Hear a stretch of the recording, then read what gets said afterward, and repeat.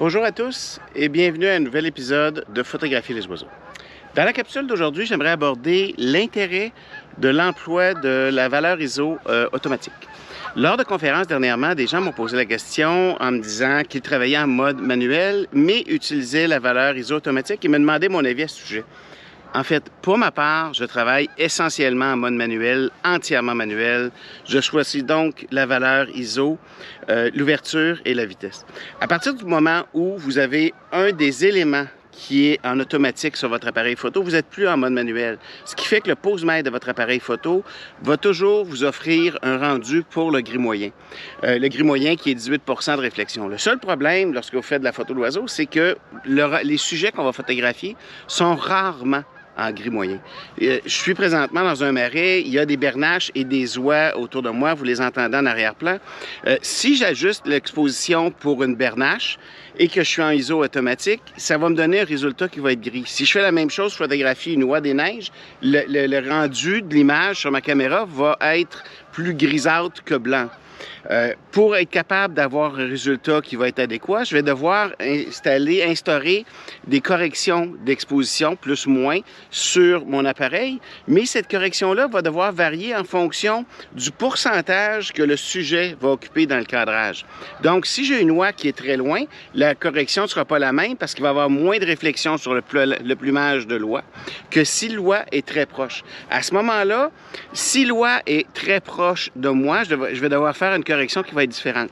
C'est beaucoup plus simple de travailler en mode manuel, de choisir nous-mêmes les 3 paramètres d'exposition et à partir du moment où la lumière ne change pas, je vais avoir la même exposition, les mêmes résultats que je photographie l'oie des neiges avec les ailes remontées ou redescendues ou que je photographie une bernache, puisque je vais avoir ajusté l'exposition pour le blanc.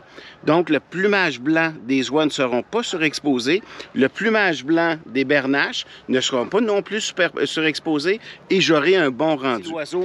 Lors d'une rafale, lorsque l'oiseau est relativement proche de vous, vous n'aurez pas de constance d'exposition puisque le pourcentage de réflexion de lumière va changer en fonction du mouvement des ailes de l'oiseau. Regardez sur la photo suivante, l'aile réfléchit une certaine quantité de lumière. Sur cette photo-ci, on a une création de zones d'ombre sous l'oiseau et ça va venir faire un changement d'exposition. Donc, pour maintenir une certaine stabilité d'exposition lors de rafales, vous devez absolument choisir le ISO manuel par vous-même. C'est la même chose pour la photo de paysage. Si vous y allez en ISO automatique pour la photo de paysage, vous allez toujours avoir du gris moyen. Lorsque vous travaillez dans un sous-bois et que vous choisissez le ISO automatique, vous allez avoir des surprises. Si vous choisissez une vitesse d'1 demi-millième de seconde avec une ouverture de 5.6 et le ISO automatique, probablement que s'il y a un peu de lumière qui rentre dans le sous-bois, vous pourriez avoir une valeur de 400 ou 640 ou voire même 800 ISO. Mais si vous rentrez dans une zone qui est beaucoup plus sombre et que vous gardez les mêmes paramètres de 1 demi-millième, 5.6, votre valeur ISO va peut-être monter jusqu'à 5000.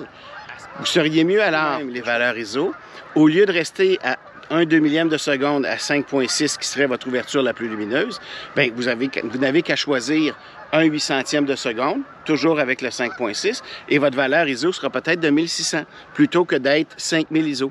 Vous allez avoir moins de surprises et en fait, vos photos seront bien exposées plutôt que de toujours être exposées pour du gris moyen. J'espère que cette capsule vous aidera à mieux exposer vos prochaines photos. Pour en savoir plus, vous pouvez vous référer au livre « La photo de paysage, les techniques du succès ». J'aborde dans le chapitre sur l'exposition l'intérêt de bien choisir la vitesse, l'ouverture et la valeur ISO. Vous pouvez trouver le livre sur mon site internet www.danieldupont.ca. Bonne photo!